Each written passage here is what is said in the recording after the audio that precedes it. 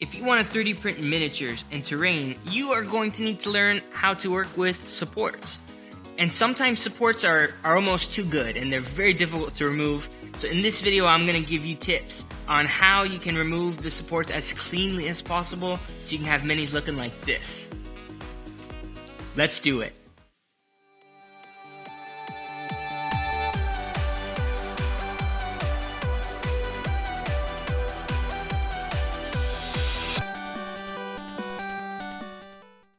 Hi there, I'm Danny, the 3D Printing DM, and welcome to 3D Printed Tabletop. Last video, I shared a profile and some settings to help you 3D print some awesome miniatures on your FDM printer. A very good and common question I got was, Danny, the supports, the minis coming out beautiful, but the supports are too difficult to remove. How are you removing them? And that's why I'm making this video here for you today. To start off, I use zigzag supports, and I go to experimental and I click break supports in chunks. It makes it easier and cleaner to remove supports in chunks, as you'll see me do later. I normally don't use tree supports, but a lot of what you see in this video will still work if that's your support of choice, because tree supports work very similar to break support in chunks. First, I'm going to use a needle nose plier to start crunching the bigger chunks that I know don't have anything in them. You're trying to clear off as much big support chunks so that you can have access to see the smaller, more hidden parts of your mini. And you want to try to avoid doing this because you can break off pieces, like ended up happening with me even on this print, with the back part of the little cape thing in the back. If you're having a difficult time here, just start crunching it up in different areas. And it's all connected, so weakening another area is going to make removing another part easier, and so on and so forth. I then twist those weakened support chunks like an apple core, and I twist and I twist, and then I start to tug a bit to make sure I'm not taking off anything, and then once I'm sure I'm going to get a clean cut, I yank.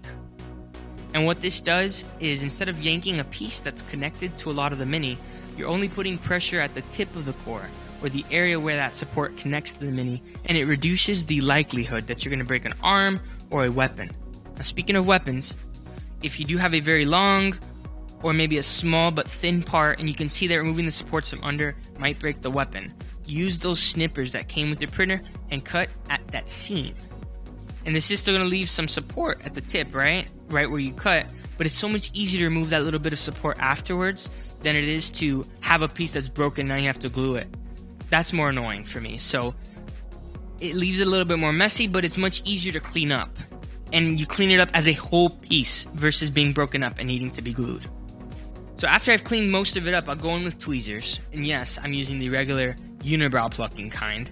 But really the best kind are needle nose tweezers, which I'm going to be buying soon. But for now, these work for me, so I use them.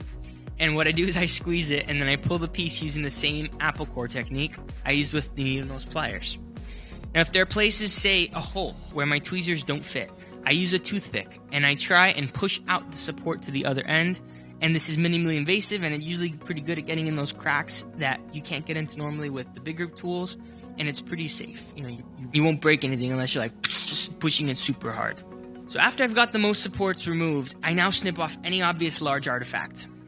And then I take a file to any artifact. And I like these files because they have curves, and they're small enough that I can get in most cracks and areas. Fine grit sandpaper wrapped around a skewer is something I use as well when I want to smoothen it out.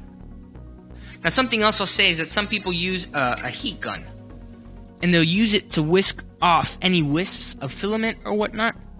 And I know I'm showing you a primed mini, but you can see the little wisps here that you normally wouldn't see, right?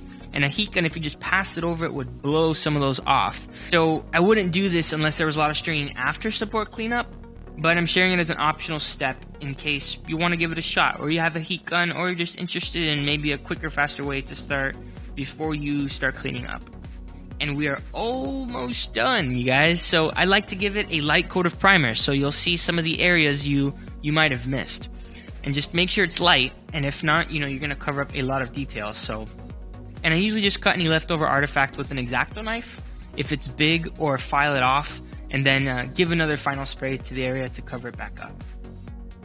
Now, this same exact process can be used for terrain that's printed with supports, but you won't have to be as finicky because it's much denser and it can handle a bit more pressure because it's a bigger piece, generally speaking.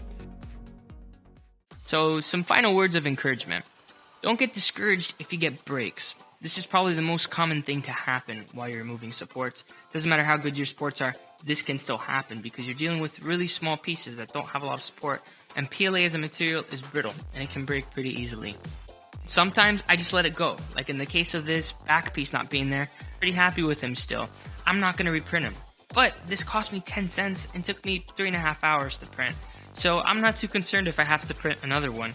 And this isn't for a PC or anything like that. This is just a cool little mini that I wanted to make. Whether you realize it or not, you've seen minis on my channel that have been broken and that I've just fixed or glued back. So it's totally possible to fix and to glue it without even realizing it very much unless you focus on it. You'll learn how to do that too, and I'll spend another video maybe talking about glue and what I use. So don't be afraid of that. It's a part of the process and it's something you're going to learn how to do anyways. So embrace it. Work with it. If you have any questions, please feel free to leave a comment below. Thanks for watching. Happy printing and happy gaming.